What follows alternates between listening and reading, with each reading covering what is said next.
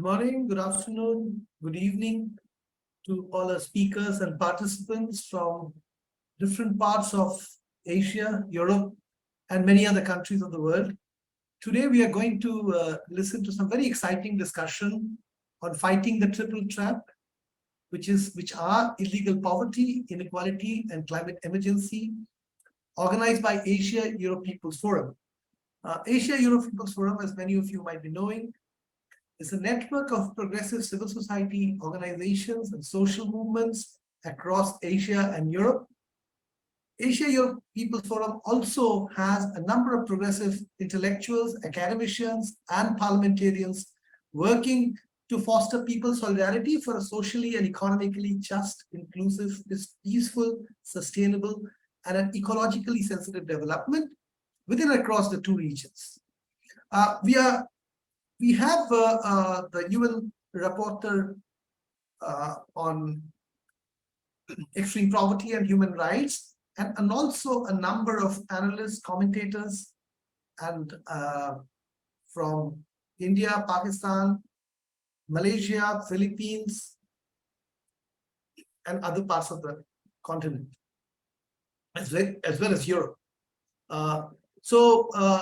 We would be hearing from them about the concerns and also the way forward on these issues. I am Sushovan Dhar, member of the Asia Facilitation Team of Asia-Europe People's Forum. I would hand it over to our co-moderator, Tina Ebro, who has been building Asia-Europe People's Forum network from the very beginning. So welcome, Tina. Please take ahead. Tina has been at the forefront of trying to unite various progressive civil society and social movements across the two continents, and her work continues for many decades. So welcome, Tina.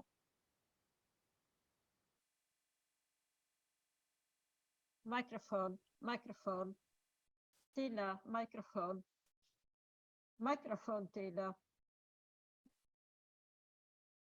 Tina, please unmute yourself. Okay, thank you, Sushovan.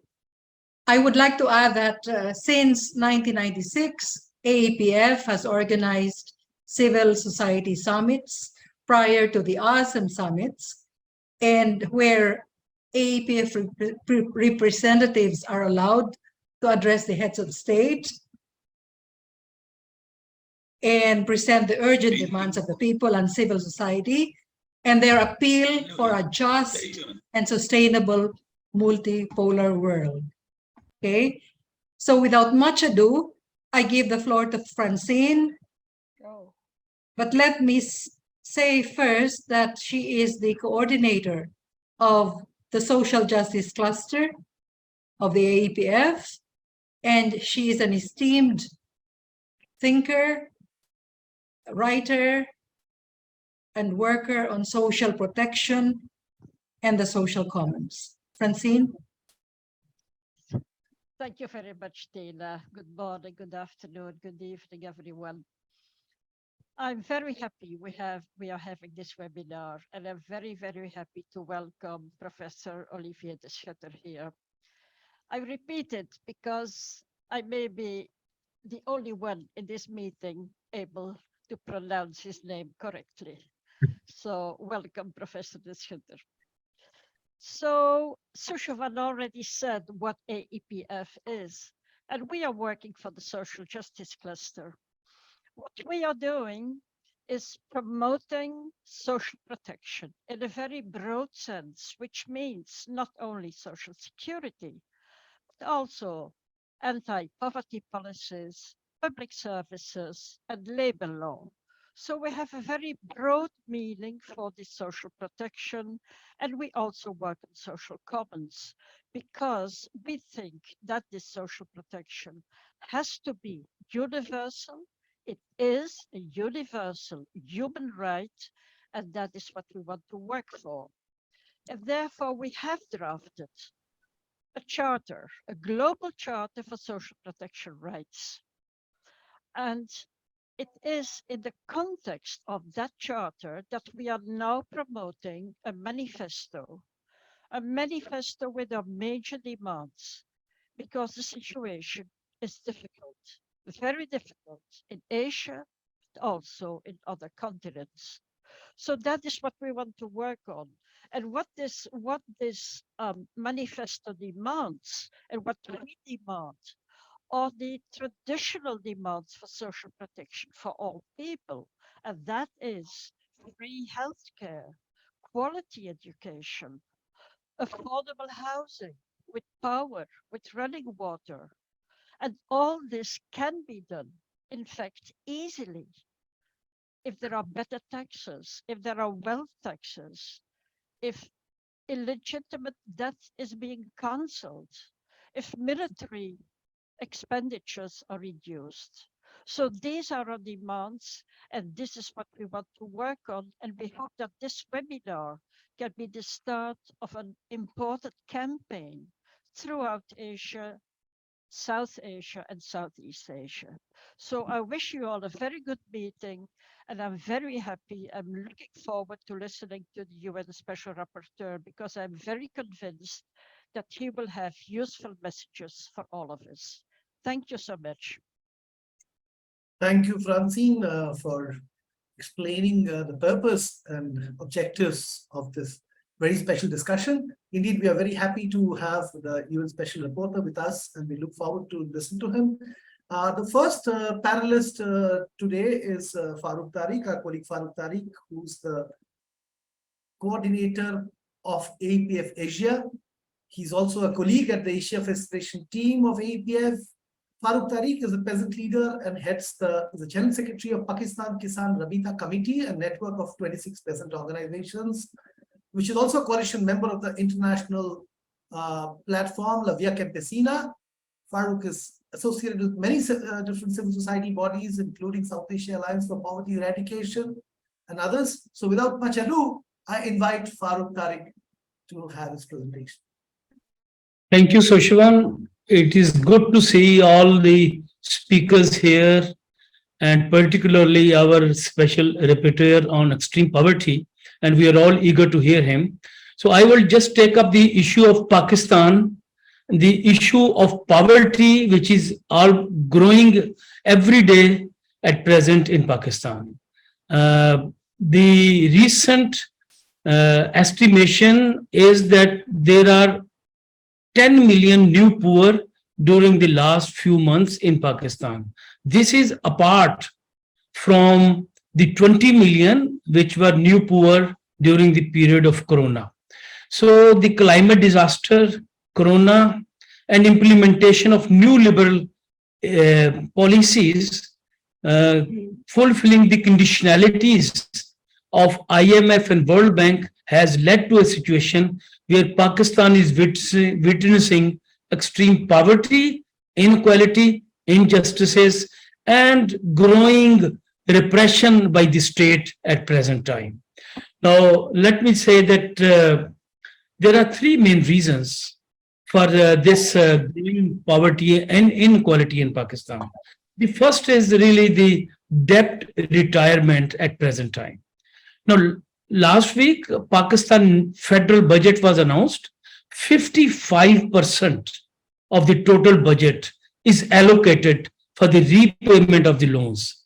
So how could you survive when you pay that much of the budget on just repayment of retirement? And our finance minister very proudly said, we paid $12 billion in debt retirement during the last few months. And they are now pleading only $1.6 billion, the last installment of the IMF deal, which was done in 2019 of $6 billion. So whatever is coming, if it is coming, it is going back for the retirement of the debts. And the second is really the implementation of new liberal agenda. This present government, which is in power since last April, is a coalition government of 11 political parties. This government is implementing with close eye all the conditionalities of the IMF and World Bank to qualify for their last installment, which is due now. And what they're doing, So they are raising all the prices. GST is been increased on more areas. Privatization is on the card, and a lot of new taxes are imposed. Indirect taxation are imposed on the ordinary people. Rather than taxing the rich, they're taxing the poor, and that is the hallmark of the present government. Even IMF director has to say publicly, please tax the rich, not the poor. So such conditionality is come where even IMF is been forced to advise our Pakistani ruling classes. And the third is really important reason for this growing inequality and poverty is the heavily dependent on imported fossil fuel to generate energy in Pakistan. So it's oil is imported, gas is imported, coal is imported, and they have left making electricity from water. And they are always, if they go for water generation electricity, they go for big dams, not a small dams, which is normally is needed. They always go for big, and that doesn't come in practice anyhow. So these three cross-cutting areas which are intervening with each other is now supplemented with the climate disaster which we had last year in Pakistan. I have never seen such a level of poverty in the climate disaster hit villages which we visited last time. The total assets of a family was one suitcase, one bed, a few pottery, and a tent. They have no home, and that's all left for them. So extreme poverty exists in those areas, and people are still living in tents. It's nearly a year now, and new monsoon is coming ahead, and now they're still waiting for any grant. Yesterday, the Prime Minister of Pakistan was for the first time pleading aid, not loans. They were always looking for loans and loans. So yesterday, Paris summit, Pakistani Prime Minister at least said, we don't need loans, we need some aid. And that is where Pakistan can be relieved. But let me say the last word. Why Pakistan left behind? Then India, then Bangladesh, then Nepal, then Sri Lanka, and all these South Asian countries, all the 8, even of Afghanistan. Pakistani rupee is now over 300 rupees to a dollar. Afghani rupee is 86 to a dollar. And Indian rupee is around 70 to a dollar. And so is the condition of Nepali and Bangladeshi currencies. Why is that? Because Pakistan ruling classes has become very short-sighted, no innovation, always dependent on land mafia. They are always for property, new housing societies, because they see the immediate earning. They want to become rich very soon. They're too eager to become rich, and they want to do anything to have more and more money. And look at the example of this two unfortunate Pakistani industrialists who were drowned in this incident when they went to see Titanic.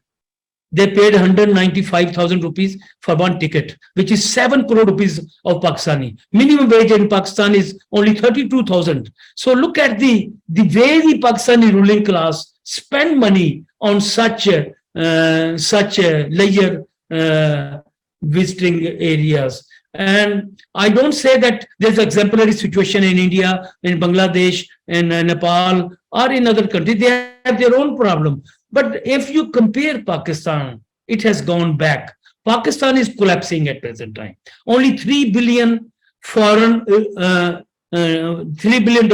reserve left today. And they are always talking to avoid the default, what Sri Lanka has gone through. So the main effort is how to not become default rather than taking up issues of poverty and other things. They don't raise the wages because they give a lot of subsidy to the rich not to the poor. We say if you increase the level of income of the working class, they will run the economy. They will go to a shop to buy everything, and the shopkeepers will go to the factories, and factories will be running. Don't give money on the top, give money and increase the wages at below. That will change the whole scenario of Pakistan. Unfortunately, all the ruling classes in Pakistan are almost the same. Imran Khan and Shehbaz Sharif both are on the same level. They are two sides of the same coin. They have no economical difference between themselves. For us, they are the one who would implement all conditionalities of the IMF. So against this, we in Pakistan are campaigning through our social movements, through our peasant and workers and trade union movements, and we are building an alternative political narration, because they say nothing can happen. We say yes, if you don't pay your debt. And we also ask the rich country, why you are asking Pakistan to pay the debt? You should pay reparations to Pakistan. We owe you. We have been colonized for 200 years by the British. So we owe that money, and you have to pay. We are poor not because all is our fault. We are poor because you are rich and you have taken money, you have stolen money from Pakistan. Thank you. Thank you, Comrade Farooq Tariq, I think, for explaining the predicament of Pakistan and the role of international financial institutions. I think it's not many countries would be statistically looking so bizarre as Pakistan, but many countries share the same fate. In fact, the debt cancellation movement for very long has been demanding an unilateral suspension of the debt followed by the debt audit to identify parts of the illegitimate debt. And thanks for reminding us about that. I now welcome our dear friend and colleague, Charles Santiago from Malaysia. Charles has been a member of the parliament from Klang for 3 terms. He was also the chairman of the National Water Services Commission in Malaysia.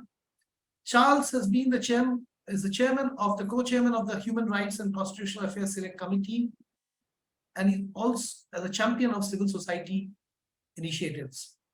He is also the co-chairman of the Association of Southeast Asian Nation Parliamentarians for Human Rights, APHR. And last but not the least, Charles has been a builder of AEPF from the very beginning. And we thank his tireless efforts and his collaboration for the last 20 years. So without much ado, over to you, Charles. Thanks, Chair. Thank you very much. Just would like to inform you that my computer just broke three minutes ago. It just collapsed. It made such a big sound that it's almost like getting attention of the IMF on world's problems, though. Anyway, I'm just going to say a couple of words and also indicate a phenomenon that is happening in the region, which I think we need urgent attention. Not only issues that were raised by Farooq, but also other emerging issues that we find in Southeast Asia, especially involving poverty, climate, and inequality issues. Let me just begin by extending my greetings of peace and solidarity to all those who are listening to us here. And let me just begin by saying first that the COVID pandemic has impacted on different groups, different classes in different ways. It has impacted the rich differently. It has impacted the poor very differently, though. And number two, it has further exacerbated existing problems that we find in our countries. So I think 2 big important issues. One, it has exacerbated existing problems that we have or deepened it further. And then number 2, different classes were affected by the COVID differently, even in the post-COVID period. We saw one set of phenomena during the COVID period, and then there was this hope that in the post-COVID period, things will change. Chair, I'm actually using my phone. Can you hear me clearly? Perfectly. Thanks. Because I'm not using my computer. As I said, it just collapsed. Okay. So first, I think we look at issues around Southeast Asia. I mean, Farooq focused quite a bit on Pakistan and also on that part of the world. But let me just focus on ASEAN. One, we see that the ASEAN poverty rate is almost a quarter of the total population of ASEAN, with an estimated number of 120 million people who live below the poverty line. This is very serious. So in 2022, 120 million people, a quarter of the population of the region, are living in poverty. I think this is a sad story, and this is a further worsening of poverty in the post-COVID period. And it's also kind of a reversed. Governments have made lots of effort in trying to reverse inequality, poverty situations prior to COVID, but COVID actually leveled off or equalized all of the gains that were made at that time, and actually the situation has now become quite worse.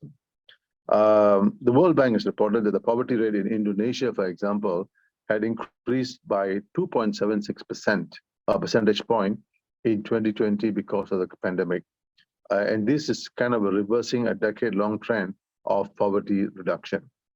And you can go on. The same phenomena is impacted a whole lot of people. Now, in Malaysia, for example, Malaysia recorded higher overall poverty rates during the pandemic compared to the post-Asian financial crisis in 1998. So compared to the 98 financial crisis, the pandemic was far more severe, far more serious, the impact was far more serious in the between 2021 and 2022. Now, according to the Department of Statistics Malaysia, the poverty rate in Malaysia increased to 8.4% in 2020. Now, this is a huge increase for Malaysia. This is an absolute huge increase, which translates to about 640,000 households falling into poverty. And if you just multiply it by 4 or 5 to a family, you're looking at 1.5 million or 2 million people impacted by the poverty situation. And then you also have a projection from the University of Malaya, which is a local university, about 510,000 to 670,000 households will be at risk of falling into poverty from 21 to 25. So this involves both during the crisis as well as in the post-crisis period. And the numbers from the ADB also says the same thing, that Southeast Asia will go through an extreme poverty, and poverty, people, about 4.7 million people in the region will be affected by poverty. And then, it just goes on. And that COVID-19 scenario must be seen together with the climate impact, or the impact of climate on poverty as well.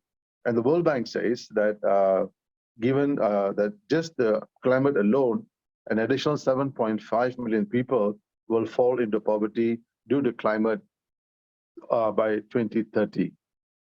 So you can see the structural economic problems itself creates its own poverty and inequality issues. But now climate too contributes to that, to create a greater pool. And in fact, sometimes it works together to create more poverty. And that makes fighting poverty much, much more difficult. So one, climate is one big cause of it. And then the other one is the issue of COVID pandemic. Now, going forward, governments have put together, to be fair, governments have put together a variety of efforts, variety of programs, but these are largely programs that are cash transfers. These are immediate day-to-day cash transfers. Governments have also, like Indonesia, have put forward, Malaysia too has put forward, other countries such as Philippines, Thailand, even Singapore. In fact, most of the ASEAN countries have put forward what you call a skills development program, a skills training program. You also have cash transfers, skills development training program, as well as support for small and medium industries, as well as support for small and medium industries. Now, this, I think, are great efforts, but I think they are all what I call Band-Aid approach. Band-Aid approach to very deep-seated structural crises and such structural problems that we have in the region, and that's one that's facing capitalism in a big way, though. So the government's typical response is COVID-19 pandemic, economic growth should help. The mantra is it that after the COVID, there will be economic growth, and that economic growth will bring about a better income, more jobs, and that will lead to income distribution and so on and so forth. So there'll be a post-growth, there will be new jobs that are available, and that will create a better income distribution in the country between the rich and the poor and between the different classes. Now, but this is not necessarily true, and the numbers are not showing that. This is a nice mantra that is being put forward to convince everybody and themselves that the post-economic growth will actually become better, though. Things will become better. The growth will become much, much better. But this, as I said, is not happening. In fact, I think more of the same is happening. We see an extension of poverty from then till now. Like, for example, in Malaysia, a few years ago, I should say, even before pandemic, we had a situation of what you call stunted growth. Stunted growth is is a phenomena that countries in Africa face as a result of lack of nutrition given to children. Children's growth is affected, especially from age 1 to age 5. So the growth, the physical growth, mental growth are impacted as a result of poor nutritional food intake. This was before COVID. Now, during COVID, and as an example, during COVID, what happened was families, especially poor families, were having only one meal a day. And what was that meal? It was a whole lot of carbohydrates, rice, fried rice, as we call it in Malaysia, and then an egg on top of that, a fried egg on top of that. That is what the family was earning. Recent studies, I mean, post-COVID studies on children are showing that the situation of stunted growth has actually worsened compared to the COVID period as well as prior to COVID. So this tells you that there's a systemic problem that is impacted on our children, but also on jobs. Today, lots and lots of people are living in fear. Young workers are living in fear, partly because one, their salaries are extremely very low. And number two, what is happening is the wages, one wage is low, there's no effort to increase those wages. So governments are promising a hope, which is, oh, we're going to reskill you, we'll provide you new skills and so on. But these jobs are gone. They are gone for good. They are being replaced by robots, they're being replaced by automation, and they're replaced by a whole variety of stuff. So the IoTs and so on and so forth. So and the age limit, and the age this thing happens is when you're 50, you're laid off, 45, you're laid off. And employees always look for younger people to take over the jobs of the older people. So therefore, unemployment is becoming a problem. Unemployment is becoming a problem. And when unemployment, when you're 40 and 50 is rampant, then your country is in crisis and you are also in crisis. Partly if the family is in crisis. One is because prices are going up. You don't have a job, or your job is paying you very low wages. But prices are going up, extremely high prices. That's number one. So what do? And you can't pay your rental. You're having problems paying for your children's school, and so on and so forth. So there's an economic pressure on the family. So what do? You tap onto funds that you have saved, which is from the Employees' Provident Fund. So poverty has got a way of making you even more poorer. Poverty has got a way of making you even more poorer. Especially when there's not sufficient social protection provided by the governments. I think social protection is a very nice way of saying the government is doing something, and maybe some of them really mean what they do. But social protection are just another band-aid approach to solving immediate problems without any long-term solutions with long-term impact to ensure that workers' wages are increasing, real wages are increasing, and they are sustainable vis-a-vis prices and so on and so forth. So governments are saying post-growth will create new jobs, will create a better income distribution, and therefore trust the government to do it. Though. But you can see governments are paralyzed. Governments are in a conundrum. They are unable to provide leadership on this issue. And because the model in which they are constructing this post-COVID growth is the same model that happened during the growth period and prior to the growth period. There's something fundamentally different that is happening as we move forward. So the model is the same. So if you have the same model, you're going to have the same level of outcome. And as I said, you know, look at Malaysia, things have got worse. Stunted growth has got worse. People are out of a job. People are living fearful as they may lose their jobs. And if they lose their jobs, they will not be able to get new jobs. that actually pays what they had received before they got sacked.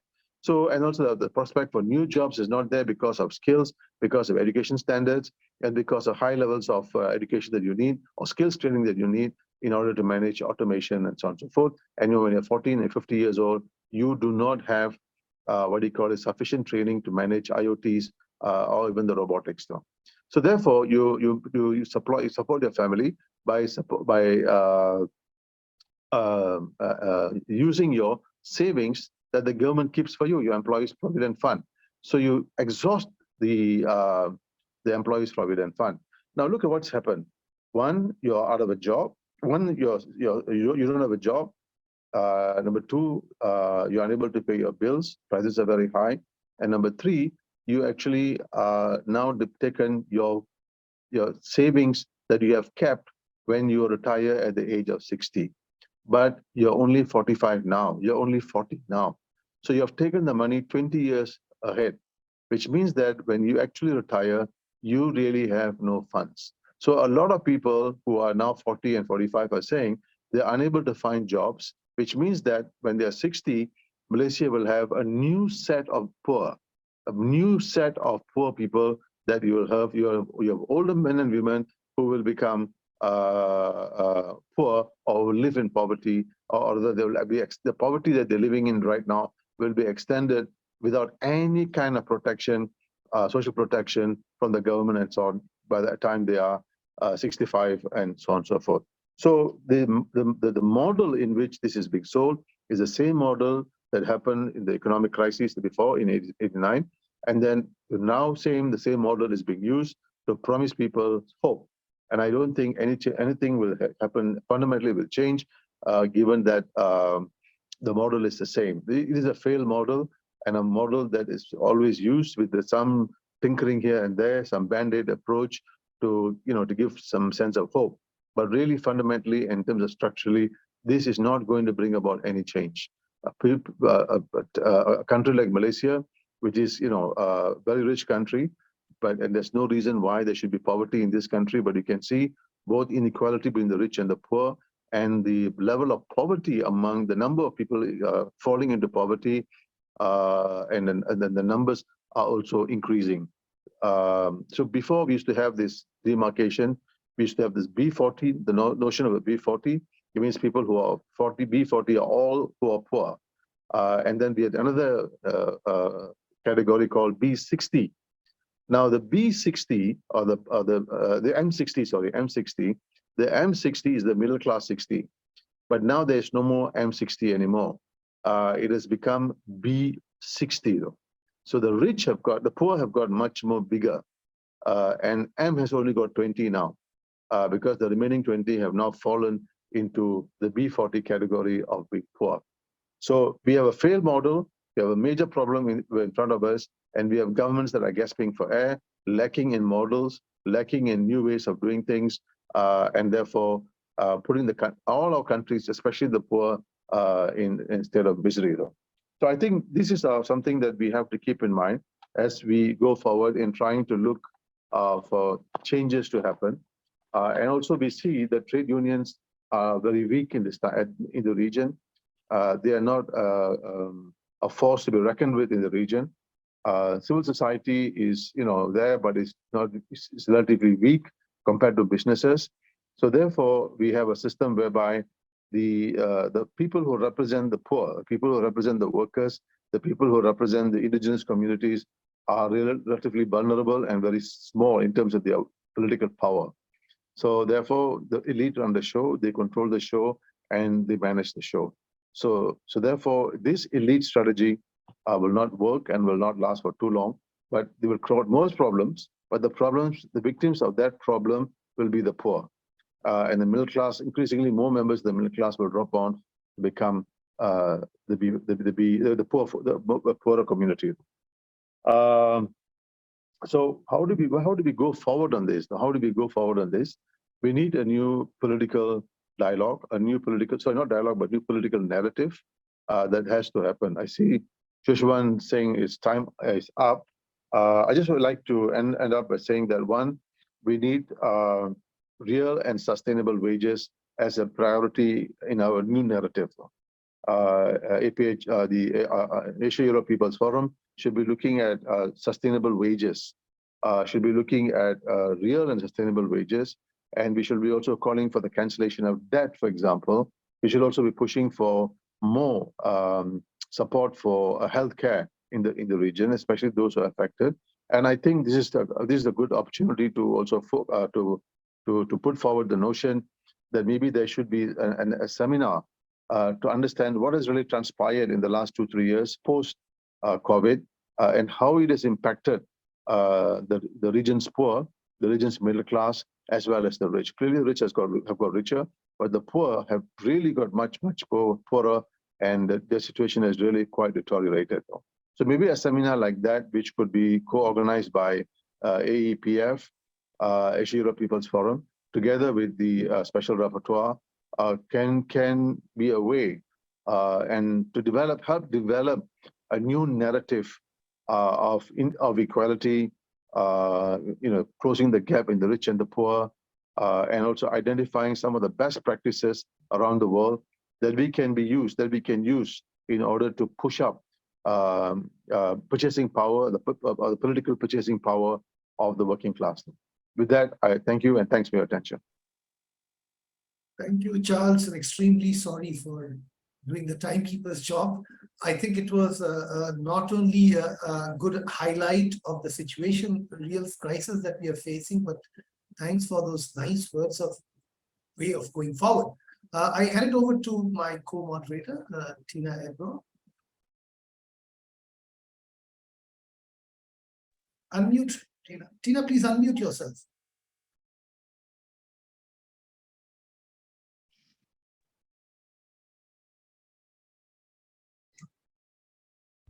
All right. Friends, it is an honor to introduce our keynote speaker, the UN Rapporteur on Extreme Poverty and Human Rights, and a former UN Rapporteur on the right to food. He is professor of law in Belgium and taught at top universities in the US and Europe.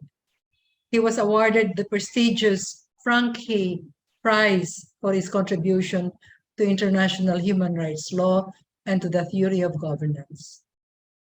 He was also coordinator of the EU network of top and independent experts on fundamental rights. And in addition, it is a joy to share with you all that Olivier's priorities are quite identical to our aspirations and dreams of social protection for all as a tool to fight illegal poverty and unprecedented inequality under these climate crises. And he insists in activating the involvement of people at the grassroots experiencing poverty. So this is a golden opportunity for us to dialogue and hopefully work in the future with our friend, Olivier De Schutter. Well, thank you, Tina, for this very generous introduction, and it is indeed a great pleasure to join the seminar convened by AEPF. I have been appointed Special Rapporteur on Extreme Poverty and Human Rights in 2020 at the very start of the COVID-19 pandemic. And since then, I have been focusing my efforts on encouraging governments to do much more to fight poverty and inequalities. And I did have the opportunity to travel on country visits to some Asian countries, most recently Bangladesh, and earlier Nepal. And when I do these country visits, I learn tremendously. I then produce reports that seek to influence domestic policies, and I very much count on AEPF to continue to put pressure on governments so that they take seriously these recommendations. I listened very carefully to what my predecessors, Farooq, Tariq, speaking from, I assume, Islamabad or maybe Lahore in Pakistan, and Charles Santiago speaking, I presume, from Kuala Lumpur have been saying.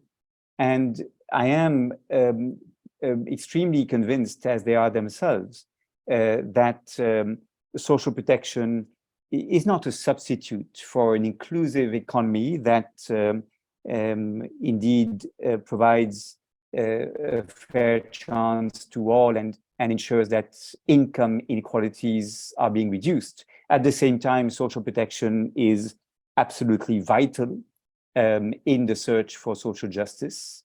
It's a way to ensure that parents invest more in the education of their children and do not resort to child labor. It's a way to build the resilience of households against shocks, avoiding households the need to sell off productive assets in times of crisis, which may lead them to fall into a poverty trap. And of course, at the more macroeconomic level, it's a way to build economic recovery from crisis and to help societies mitigate the impacts of shocks and smoothen, if you wish, the business cycles.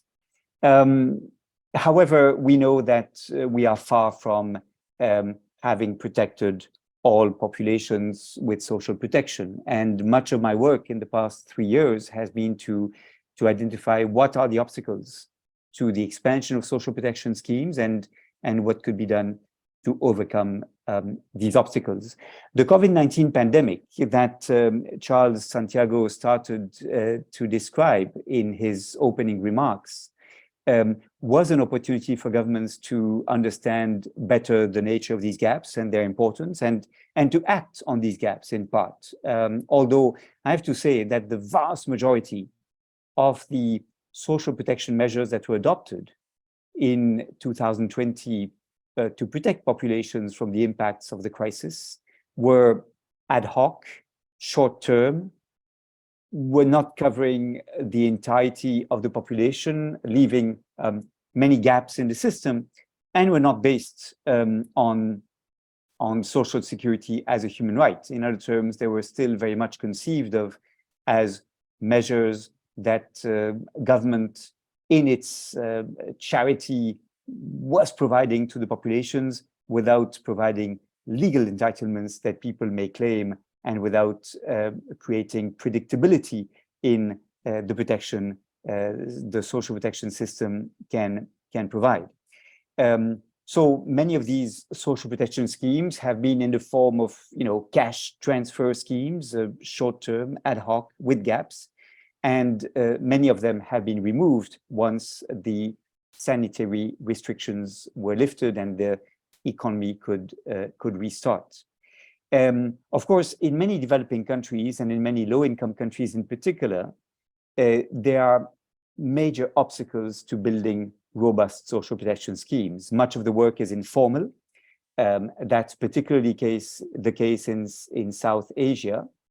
The administrative capacity is often weak. For example, social registries are not maintained and updated frequently enough.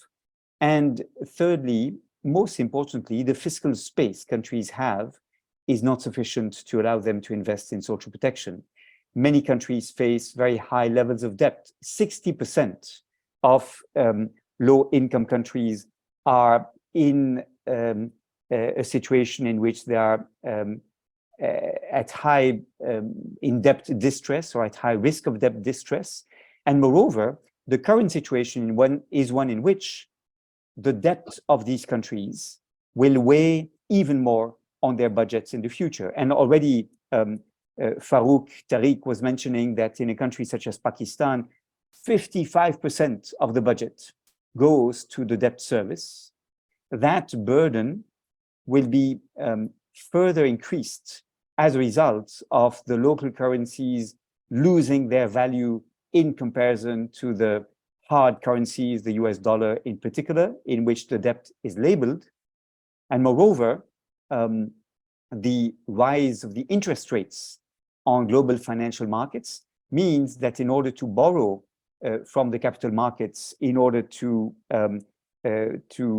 roll over the old debt, the cost of this financing will increase, making it even more difficult for countries who are heavily indebted to meet the service of the debt. That is, in fact, why only a handful of countries, Chad, Ethiopia, Zambia, have joined the common framework for debt treatments beyond the DSSI, the Debt Service Suspension Initiative of the G20, and why the Paris Summit on financing was convened to address this issue. Unfortunately, this summit is very much focused on financing climate mitigation and climate adaptation, and not enough on financing social protection.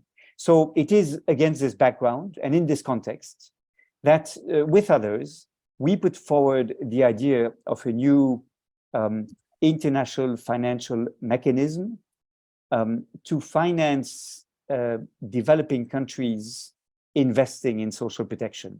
The idea was initially put forward in 2011 by the advisory group on social protection floors, chaired by Michelle Bachelet at the request of the ILO. It is an idea that we find expressed in recommendation number 202 on social protection floors that was unanimously adopted by the International Labour Conference in June 2012. It's an idea that we find also expressed in the Sustainable Development Goals, Target 1A, relating to SDG number 1 on the eradication of extreme poverty. Target 1A is to, and I quote, ensure significant mobilization of resources from a variety of sources, including through enhanced development cooperation, in order to provide adequate and predictable means for developing countries to invest in social protection. So there is an expectation that advanced economies, rich countries, provide more funding for social protection floors to be established in the global south. And I'd like to make maybe 5 remarks on the global fund for social protection that we have proposed and that was endorsed in June 2021 by the International Labour Conference. And I will simply, with these remarks, try to highlight the urgency of moving towards establishing this new financing mechanism for social protection. First, importantly, the international financing of social protection is not a substitute for the mobilization of domestic resources. And I believe that developing countries, including countries in the Asian region, should do more to finance social protection by putting in place progressive taxation schemes, by taxing wealth and not simply income, and by doing much more to combat not only tax evasion, but also aggressive tax optimization strategies, including transfer pricing. And so the international financing mechanism to be set up to finance social protection should be conditional upon countries doing more to mobilize domestic resources so that international support becomes redundant after a number of years. That is the first clarification I believe that should be made. The second clarification is that the reason why developing countries should be supported in establishing social protection floors is that the population will only be adequately protected by social protection if such social protection is provided in a way that is predictable based on legal entitlements people may claim, in other terms, is designed in a rights-based perspective. And you cannot expect governments to provide a right to social protection, allowing individuals who are excluded to complain against this exclusion if you don't provide predictable financing for social protection inter alia by international solidarity. So if we want to move beyond ad hoc temporary cash transfer systems covering only part of the population in need of protection, then we need to provide more support to countries. My third remark is that the calculations made by the ILO show that this is affordable. If we consider the financing gap for low-income countries alone, representing some 700 million people in the world, the financing gap for all the population to be covered with basic social protection floors was estimated to be $78 billion annually. $78 billion is actually affordable. It is about 55% of the total official development assistance provided by OECD countries to developing countries in the year 2019.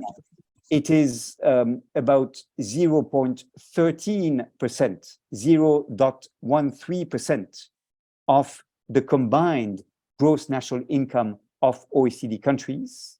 And of course, if OECD countries were respecting their pledge to dedicate 0.7% of their total GNI to official development assistance, they could easily fund all the needs of least developed countries or low-income countries, more precisely, in terms of social protection with this funding that they provide through ODA. Today, it's only a very small fraction of ODA that goes to social protection. So that is the third remark. It is affordable for rich countries to provide that level of support.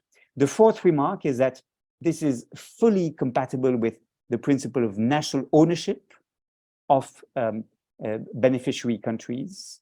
The ILO, in fact, has been working with a number of countries to put in place what they call assessment-based national dialogues, bringing together academics, civil society, the line ministries, international agencies to identify the needs for social protection and to develop a plan for social protection to be strengthened on that basis. That is national ownership.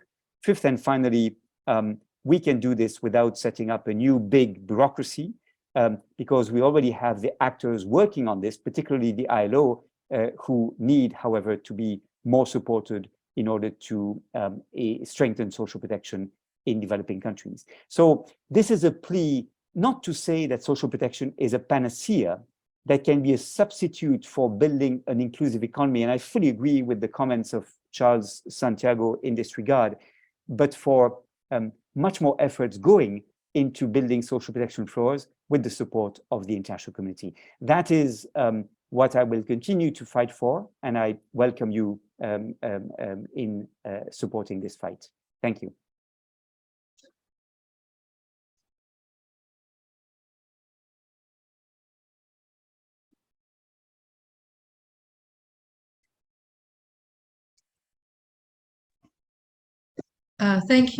Thank you, Olivier, for the very inspiring and powerful remarks. So social protection for all is not just an illusion. It's not just a utopian question. It is indeed doable and it is affordable. Okay, yeah. So Sushovan, do you have anything to say? No, please carry on. Thanks, Olivier. Thanks a lot. Okay. Well, we will go now to the respondents. We have two respondents. I'll call on the first one, which is Professor Rene Ofreneo. I am very proud to introduce this great comrade and friend, who is Professor Emeritus and former Dean of Labor Studies at the University of the Philippines, who has authored publications on socio-economic issues and published by the ILO. And he is president of an outstanding multi-sectoral coalition, the Freedom from Debt Coalition, that is now campaigning for the abolition of illegitimate debt and also wealth taxes to our billionaires in the Philippines, so that our much needed social protection programs could be funded. It is also campaigning for a people's economy. And this significant campaign of FDC is led not only by Professor Rene, but a strong women's coalition from the formal and informal workers and the peasantry. I'm very proud to be, I myself am an active member of the FDC. Okay, Rene. Okay, can you hear me? Yes. Hello? Okay. Yes. Okay, congratulations to AEPF for organizing this webinar. Thank you, Tina, Sushovan, and Francine, and all the others. I would like to salute also Oliver for guiding us on this unity of ILO for countries to adopt a social protection floor. And there he mentioned the 2012 recommendation of ILO that the countries can afford to provide universal protection if they can allocate at least 6 to 8% of the budget, equivalent to the GDP. But most countries in Asia,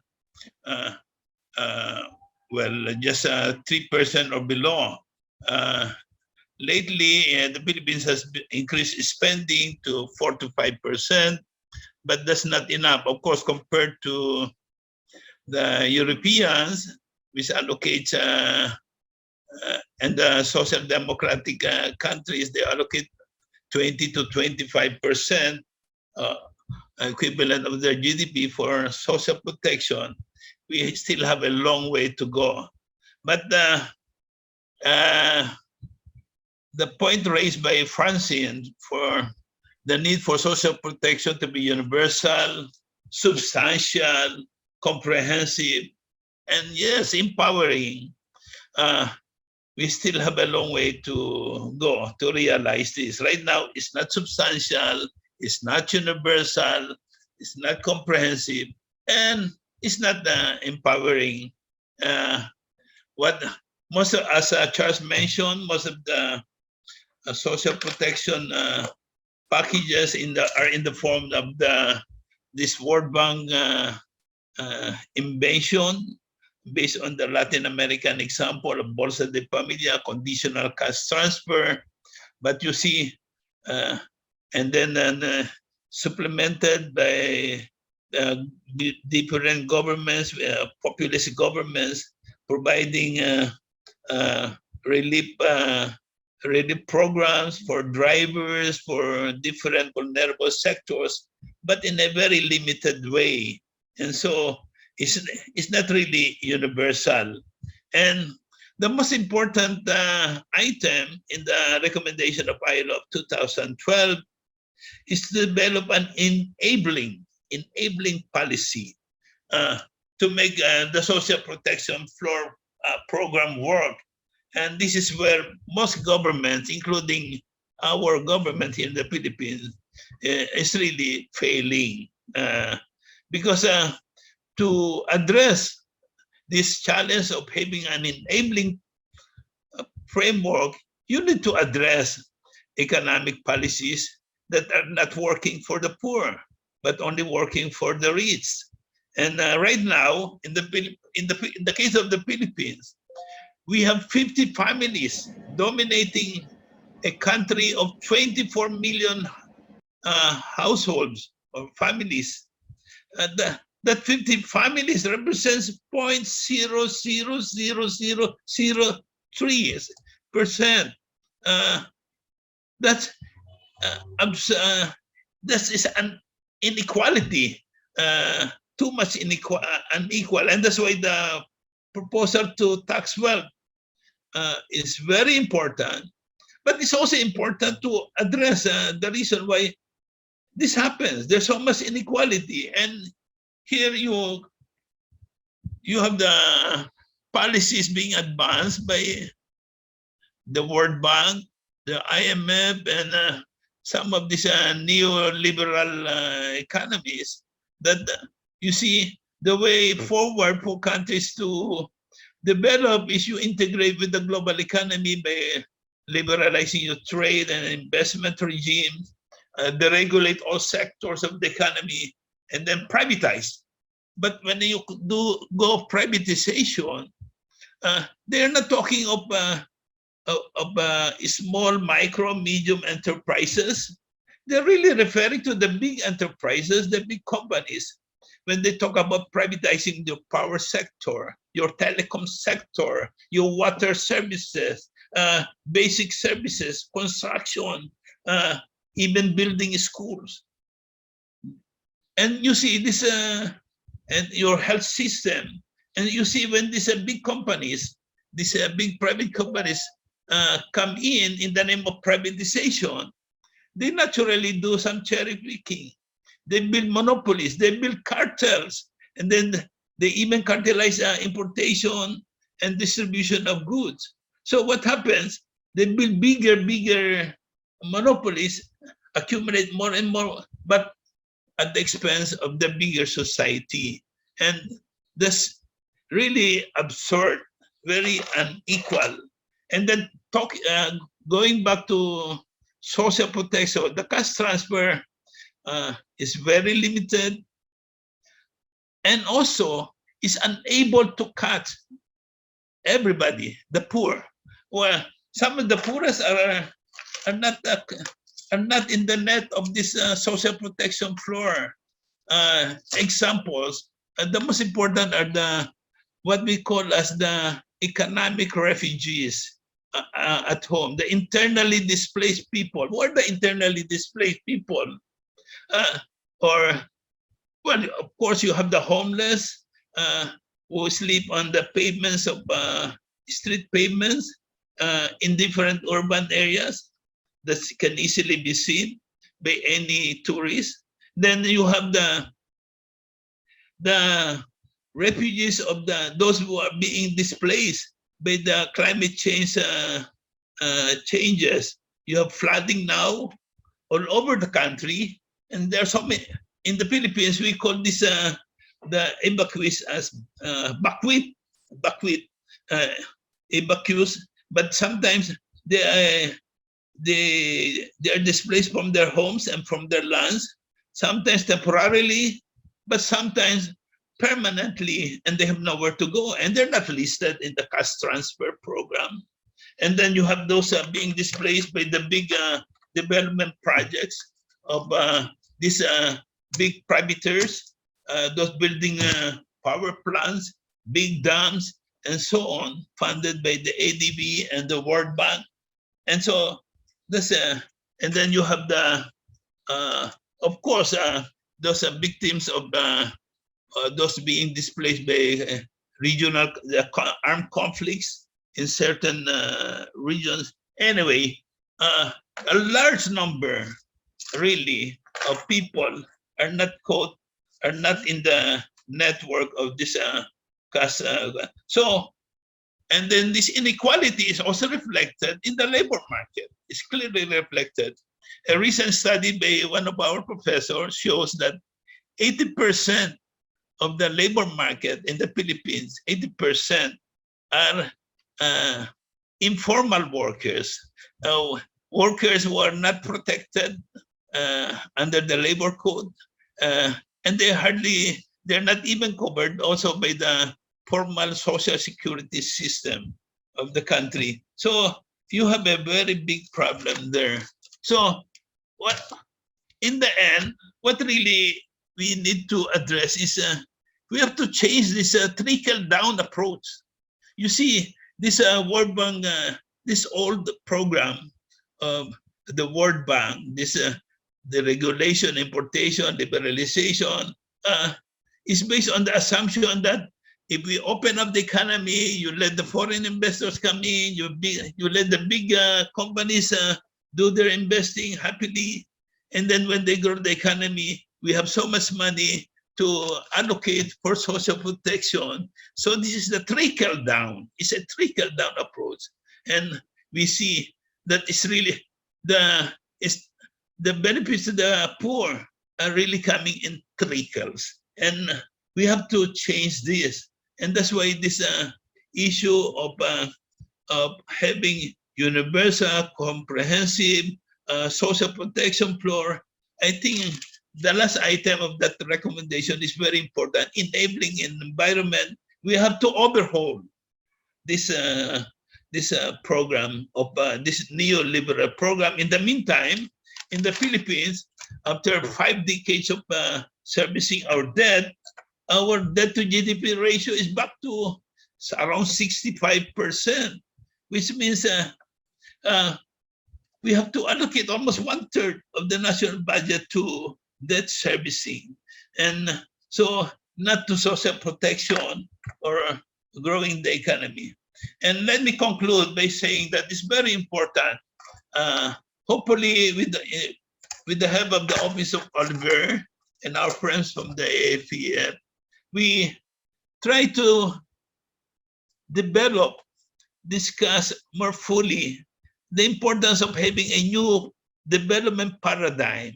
That means social protection, this should be, you have to grow the economy in a balanced, equal manner.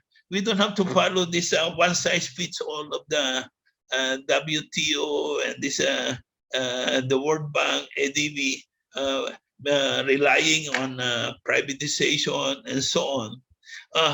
Not all countries are created equal, so we have to develop our program of development country by country based on actual needs of the people.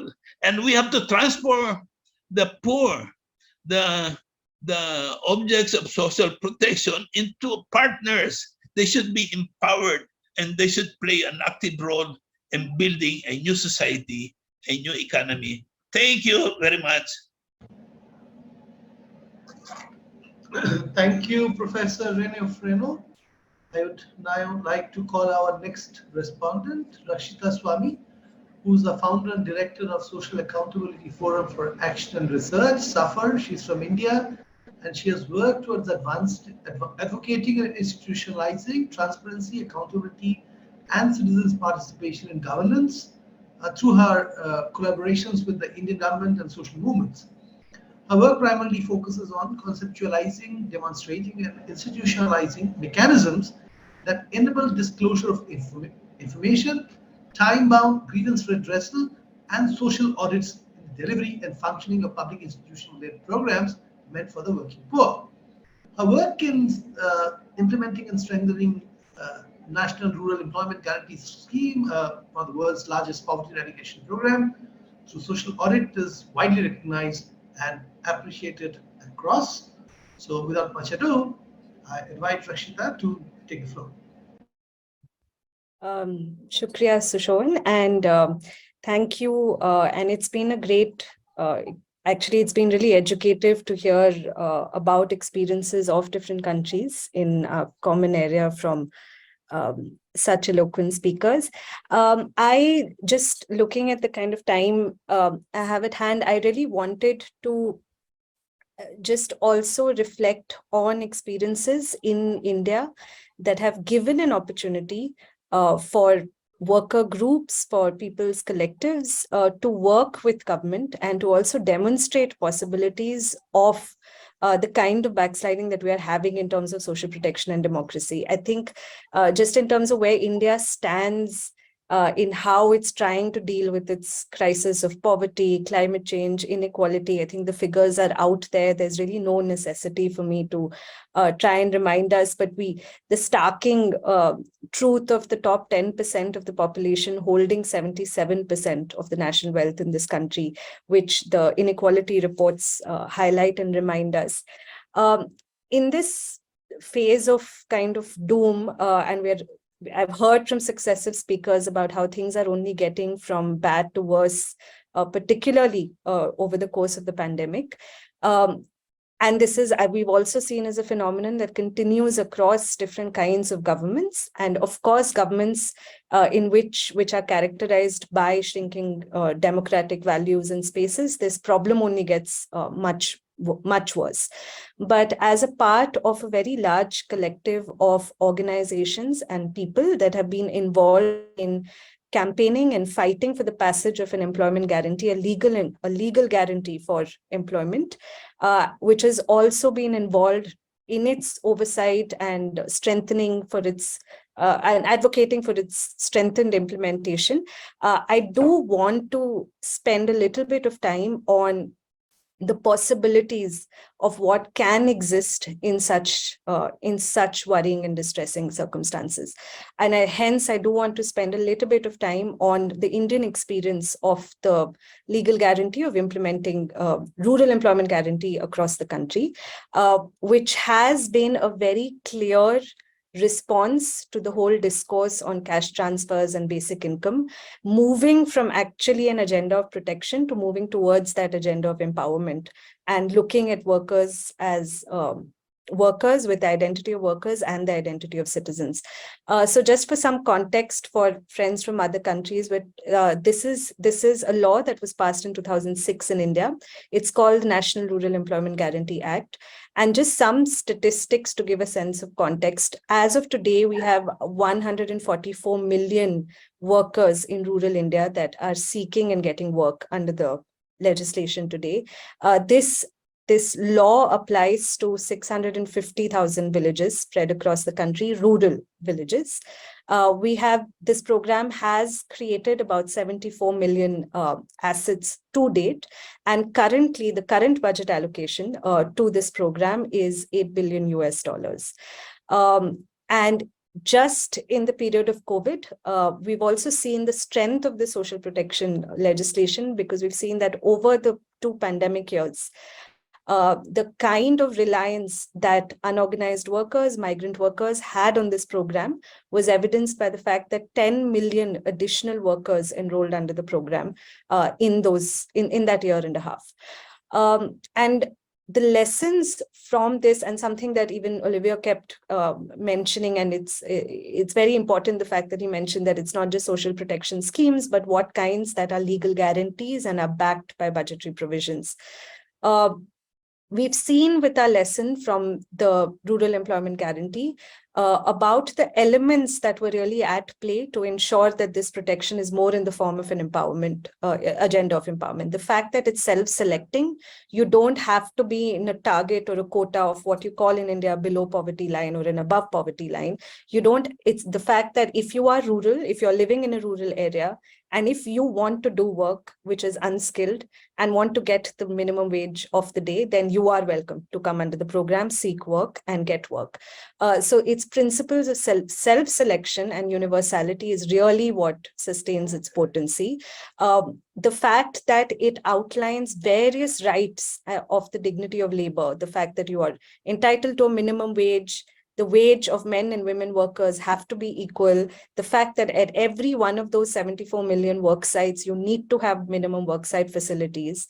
And you create assets that rejuvenate the local ecology and the environment.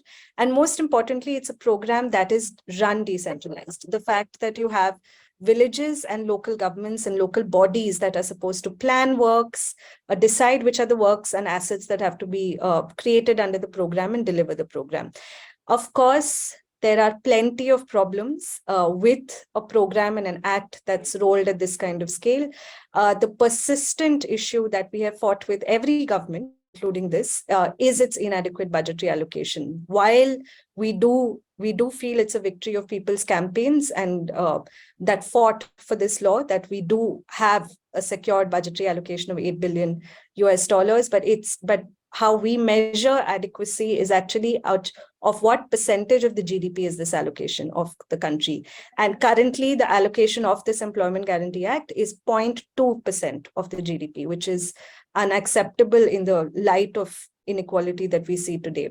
There are obviously in a country that's ridden with fault lines of caste, class, religion, how demand gets suppressed in more and more ways, how wage payment delays are taking so long. It's taking so long for wages to reach people that it disincentivizes the people in the worst economic circumstances to claim their rights under the program, and also a growing obsession of digitalization that's taking over implementation architectures. The idea that if everything is digitized and hence centralized, then the fact that corruption would be mitigated, or apps are introduced to look at micro monitoring and observance of these schemes, has created its own set of problems. I really don't want to go into the details of it, but just wanted to give a broad sense. But what's been most important for us is also the fact that this legislation was also a unique example of how development rights were co-joined with citizenship rights to secure any kind of access which is guaranteed through the law, whether it's for employment, whether it's for food security, whether it's for rights of hawkers and street vendors to vend in urban locations. How do people actually have a framework that ensures that they access those rights? So the fact that this law embedded provisions of social auditing, the fact that people have a right to all information related to the implementation of this program, very strong provisions for proactive disclosure of information that can enable people to know at all times, and the fact that we have web information system where actually all of you from your respective countries can log on to that site and see what amount of money has reached which village and what it's getting spent on. It's quite a striking example. But I think strong provisions of making information available, time-bound grievance redress, and social audits, which have been the pioneering institutionalized citizen monitoring framework that India really has shown to the world, has given strength to people, civil society organizations, worker groups to fight for better implementation of this law, even at the worst of times. And we've realized that these spaces and these platforms have been so critical when the program is under attack, because it's these very provisions that are used by people now to question on why demand is not getting honored, why the wages are getting delayed, etc., etc.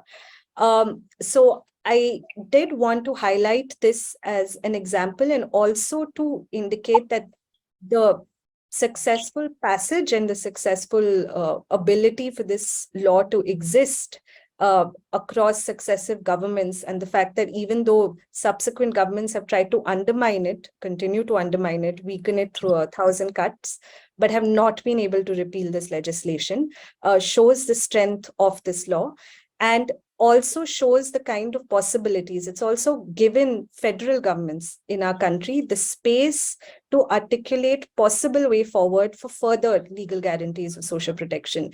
And just in one state alone, and this is what I wanted to end with, just in one state alone, in the western state of Rajasthan, we have 3 very critical legislations that are showing the way forward in terms of a legal entitlement for social protection. We're looking at the introduction of an urban employment guarantee on the lines of a rural employment guarantee, where the state has guaranteed 125 days of urban work along the lines of an architecture that the rural employment guarantee has shown.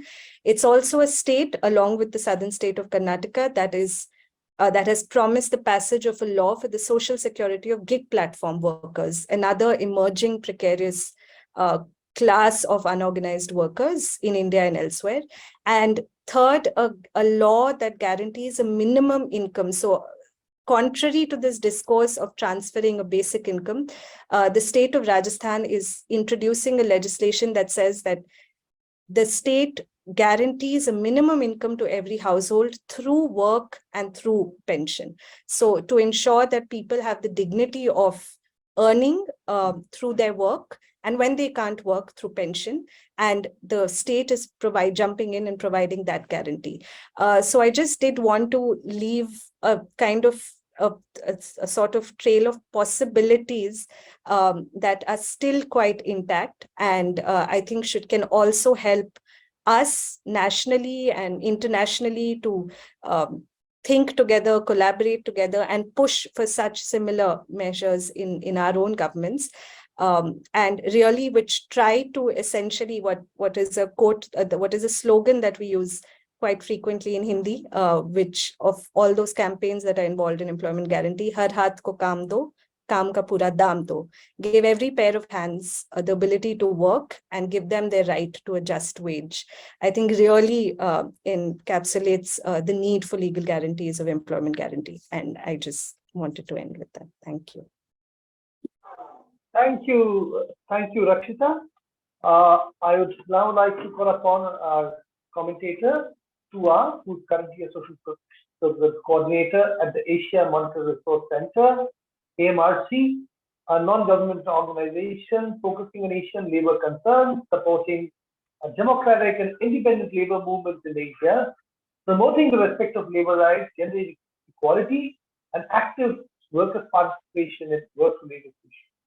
She's also currently coordinating the Asian Roundtable on Social Protection, AROS, a network focused on learning and mutual support on the thematic issues of social protection for both formal and informal workers in certain countries. Over to you, Tua. Thank you, Sir Ron. Yeah, after hearing all of you, I think that it's hard for me to add something new. But however, I would like to say something, emphasize more on something. Maybe, yeah, after long discussion, I just want to come back with the concept raised in Universal Declaration of Human Rights of UN. That a lot on the human rights, the right to live with dignity. That link a lot with social protection, and it means that the right of the people to basic income for all who don't have, who do not have, like children, unemployment, unemployed people, sick people, disabled, aging people, and also the mother with newborn baby. And other is healthcare for all, and basic social services provision to all, like health, education, housing, electricity, water, information, and transportation, and also other new emerging infrastructure like digitalization. And okay, this is our dream, right? Dream from long time ago, so almost century ago. And earlier speaker also talk a lot. So for example, like Oliver, you talk about the deficiency of social protection, and also other Farooq and Shakla, you talk about increasing poverty and also many inequality policy practice in specific country. And Rene, you also talk about the privatization, for example, how our dreams become far and far. And okay, so I also would like to emphasize more. So what is the reality now? So we say you can see that one is how come privatization of basic social services become more and more. So including education, healthcare, for example. So what does it mean for for people, especially the normally the ordinary people? They have to pay higher and higher costs to from their pockets to very simple rights like education for their children and healthcare for all their family. And also other thing is it weakening more and more the public services system. That already proved very clearly in the COVID period last time. So many public healthcare systems almost like collapse.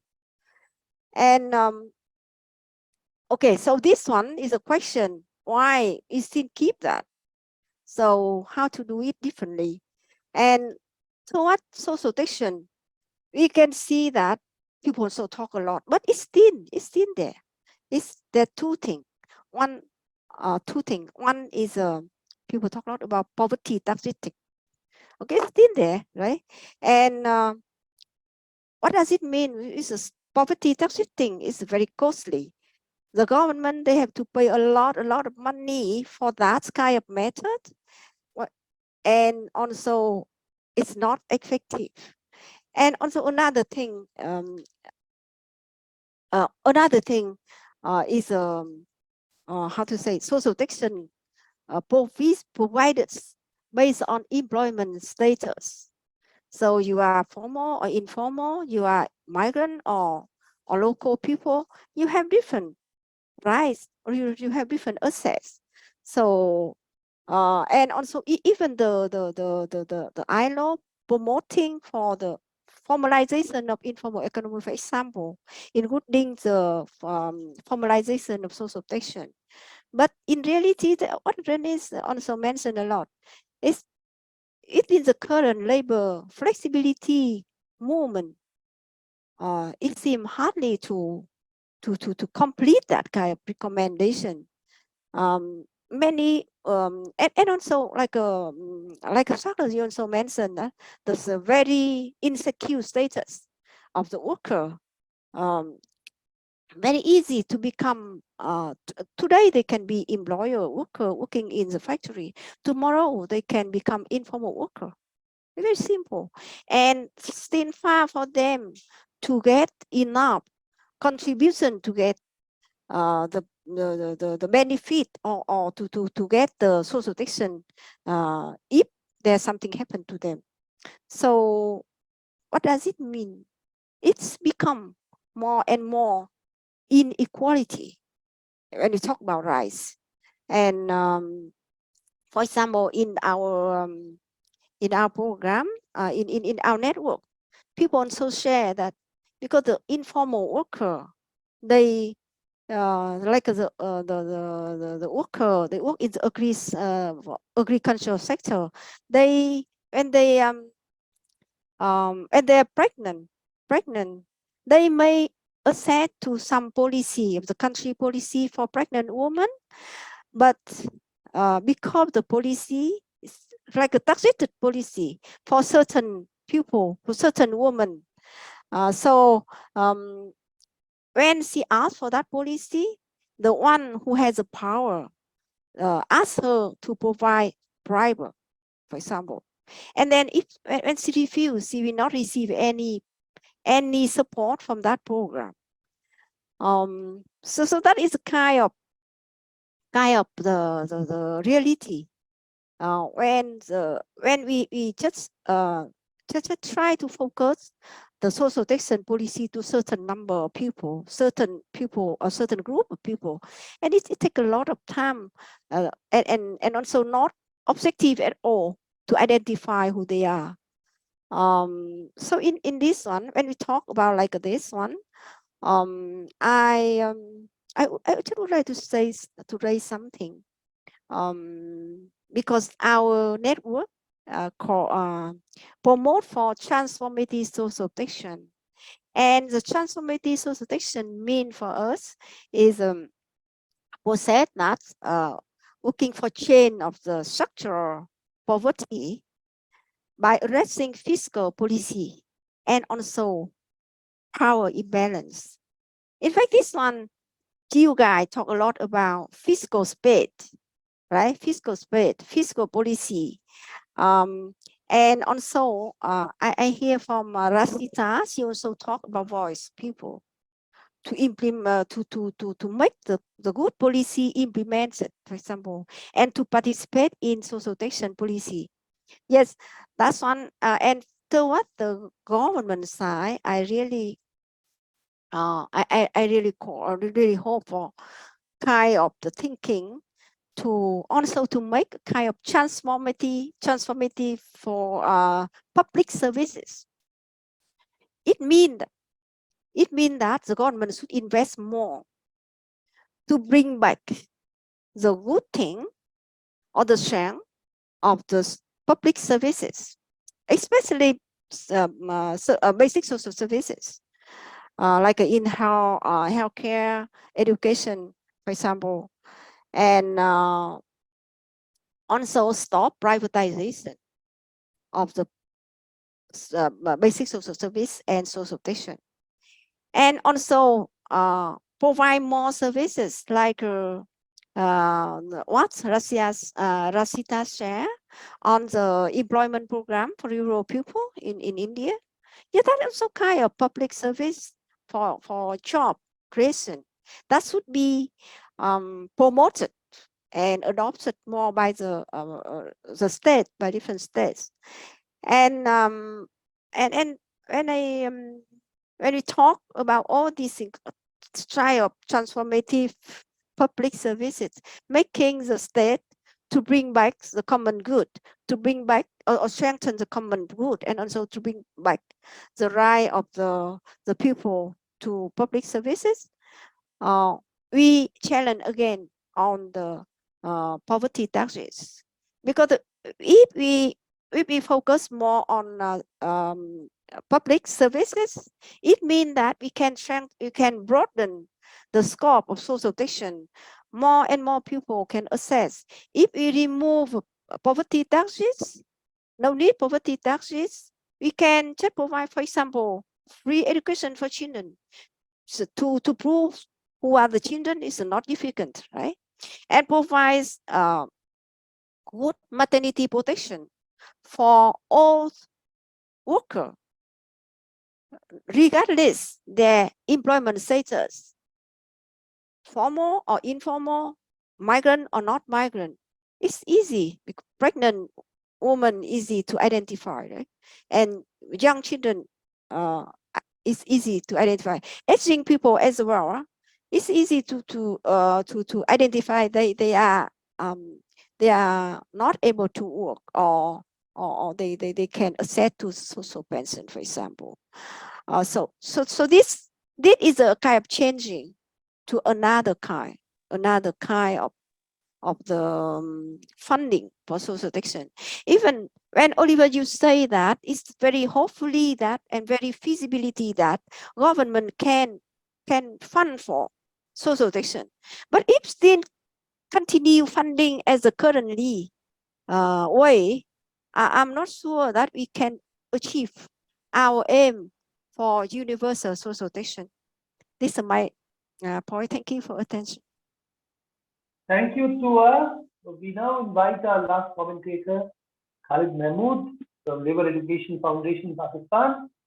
Khalid has been a director of Labour Education Foundation, which is an initiative of renowned trade union leaders, human rights and women's rights activists to organize, capacitate and advocate for workers' rights and provide informed input to trade unions and various society organizations for promoting workers' rights. Khalid is also the co-committee member of SAFAR and is active in a number of international fora. Over to you, Khalid. Thank you very much, Sushovan, and thank you all the speakers and contributors. I'm the last contributor, and I know that time is already over, so I will be very focused on the topic with respect to the labor rights perspective. I think when we talk about the social protection, we have to look at the situation of the wages and where the workers are forced to spend their wages. In absence of the coverage of social protection to the workers in most of our countries, coverage of some very basic elements of social protection, health, education, housing, majority of the workers are not covered by the states. They are not provided these facilities by the states. And majority of the workers in our countries are in the informal economy, 70 to 80%. In some cases, 90% workers in our countries are in informal economy. So when we talk about labor rights, we have to, first of all, consider all formal and informal workers. I would say we have to consider the whole population of the working class, how the state is responsible to provide some of the very basic rights to this working population. workers are forced to spend their wages, a big chunk of their wages on housing, on education of their children, on utility bills, and on health facilities. Now, being a citizen of any country, when the workers are contributing towards the revenue of the state through indirect taxation, and in case of Pakistan, the major chunk of the taxation taxes is collected through indirect taxation, why these workers are not able to get the rights, some of the very basic rights that I have mentioned. Under the laws of countries, I am talking about most of the South Asian countries, the workers should be registered under the social protection schemes. And under those schemes, they should be able to get health, housing, education facilities. Besides that, they should be able to get disability pensions in case of accidents happening to them. They should be able to get support when they are when they're trying to what do you call it, when they need dowry for their daughters. In cases like in Pakistan, they have this kind of support as well. But the problem is majority of the workers are not registered. So when we talk to the governments say we do not have fiscal space to spend more on the social protection schemes or to cover all the workers under the social protection schemes. Why the governments do not have fiscal space? Because they are not taxing the rich, because they are collecting indirect, majority of the taxes through indirect taxation. The earlier, Comrade Farooq also spoke about the indirect taxation, but I want to give you some figures of where the subsidies are going in Pakistan. For example, $17.4 billion of subsidies is given to the elite in Pakistan, and this is UNDP report. This is annual $17.4 billion, and Pakistan is trying to get $6.5 billion from IMF, and they are trying to tax the poor. They're withdrawing subsidies from the poor in Pakistan, and due to these policies, the inflation has increased more than 33% according to the government, but it's around 50% inflation. Out of these subsidies, the biggest chunk is going towards the corporate sector, and then the feudals, and then the military, and then 1% rich individuals. And other figure from Pakistan is that 1% of the richest hold 9% of the country's income, while 1% of the poorest hold only 0.15% of the income. An Indian figure was quoted here that 10% own 77% of income. In Pakistan, 20% richest own 49.6% of the income. So why governments do not have fiscal space? Because the government's policies in all our countries are to collect taxes from the poor and to give subsidies to the rich. Inequality is creating a situation where the governments are saying that we cannot spend more on social protection. Another factor, we are talking about, there was a lot of talk about the post-COVID situation. I would argue that what was the situation before COVID? Was the situation much different? Of course, the inequality has increased. The poorest have become more poor. But the situation before COVID was also not good for the workers. Majority of the workers are not covered under the social protection scheme. So I would say when we're arguing for social protection, we can say that in situation of pandemics, the workers should be covered for all the necessities of life. But even in normal conditions, the workers have a right to be covered for all their basic necessities. Concept of minimum wage has to be changed towards the living wage, because we saw that during these floods and before that COVID, the workers did not have even saving for like 2 or 3 days of fulfilling their food needs for the family. They could not survive for 2 or 3 or even a week without any regular income.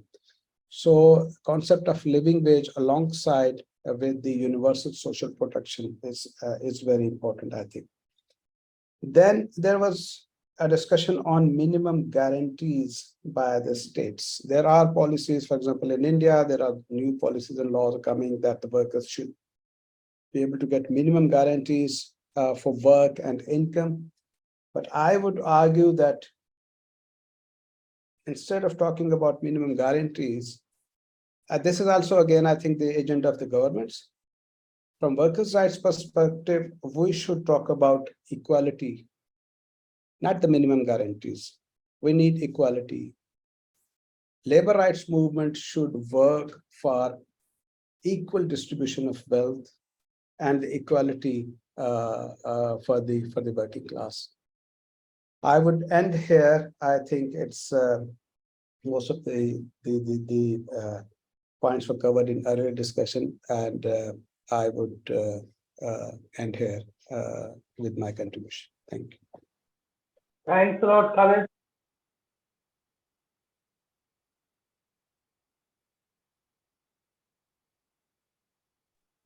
We can't hear you, Sushovan.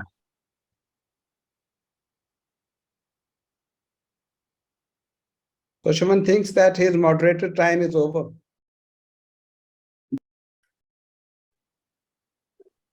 Sushovan, you are still the moderator. Hi. So Yeah. we thank everyone for being with us in this session on challenges and current challenges, the triple challenges that we mentioned before. And we have very interesting work from the Special Rapporteur on extreme poverty and human rights, Professor Olivier De Schutter, on issues relating to illegal poverty, inequality, and climate emergency. We also thank our other panelists, commentators, and others who intervened in this. We hope we had a very nice discussion and also an agenda for action for the days to come. Francine, would you like to put in a few words? If possible, just 2 minutes. Yes, please. Yes, please. We had counted on Olivier to answer some of the questions and the comments, but unfortunately he had to leave. I just would like to mention a couple of points. Excuse me. We can't hear you, Francine. We can't hear you. You have to. Yes. Francine, excuse me. Yes, I'm very sorry. Can you hear me now? Can you hear me Yes. now? Okay. Better Yeah, now. Francine. Yeah. Francine, we have to hear the last words from our keynote speaker, from Olivier. We have to get his response and his final words. He's not. Has he left? Just let me, yes, please. Just let me to finish this meeting, because Olivier had to leave and we had counted on him to answer some of the questions and the comments. I would just like to highlight a couple of points very briefly in 1 minute. Points that we have to take on as a social justice cluster and that we will have to work on. One is that indeed social protection is not an objective as such. It has to be seen in the context of an economic model, and that economic model we have to change as well. That is one of the major points that we should never forget. The second point is what has been highlighted in this meeting, the importance of jobs and of decent wages. The third point, something we cannot discuss on now, but which was mentioned a couple of times in the questions and answers, the question of the UBI, the Universal Basic Income. I can only give you my personal opinion. I do not think this is a good idea, but maybe we are not talking on the same topic. So we maybe have to discuss this in the future. Finally, the point that Khalid mentions, not minimum guarantees, but equality. I think we have to work for both. We need these minimum guarantees, but at the same time, we should never stop our fight for equality and against inequality. And finally, the point from Olivier, the importance of the global fund. Funding of social protection systems is one of the weaknesses in all discourses. And therefore, I'm very glad that we will have in July with us in a similar webinar as the one of today, Isabel Ortiz, who is an expert on the funding of social protection systems. That is what we are going to discuss in July. I do hope that all of you will be there as well, because this is an as important discussion as the one we are having now on social protection as such. So thank you very, very much. And someone else can say final words. I am very happy with the result of this webinar. I think it was great. Thanks to all the panelists. Thanks for being here, and thanks for being with us. I'm just adding one thing, Francine. We also have, Rakshita talked about gig economy and social security legislation for the first time in the country in Rajasthan. We also have a webinar around the G20 context on Sorry, Sheldon, absolutely. being organized by AEPF. So just wanted to add. Thank you. Sorry, Sushovan, please. Okay, I would like to add too that this session with the UN Rapporteur and all the other speakers have really inspired greatly our campaign in Asia and in the global south for everyone, especially for the working people and their families, so that they can achieve their basic socio-economic rights through legislation and the institutionalization nationwide of social programs crucial for a decent life and a life of dignity. And among others, we are really campaigning for work guarantees, livable wages, free and decent health care and education, decent public housing and transport, livable pensions for all seniors, and also free internet, especially for students, among others. And as Olivier has shared with us, these are indeed fundable and achievable if we put our minds to it and if we work together and push this at the grassroots, national, and global level with progressive parliamentarians and experts, so that states will be obliged to implement these social programs. Okay? Yeah. Sushovan, can you please thanks all of you. Again, thanks to the technical support team, which did a commendable job in terms of hosting the webinar and provide us all the technical support. Thanks once again to all the participants, panelists, and others. We look forward to see you in the future activities of AEPF. Please feel free to write to AEPF if you want to join any of our activities, any of our clusters, social justice, or any other clusters that you might wish to. Wish you a very good day ahead. Thank you.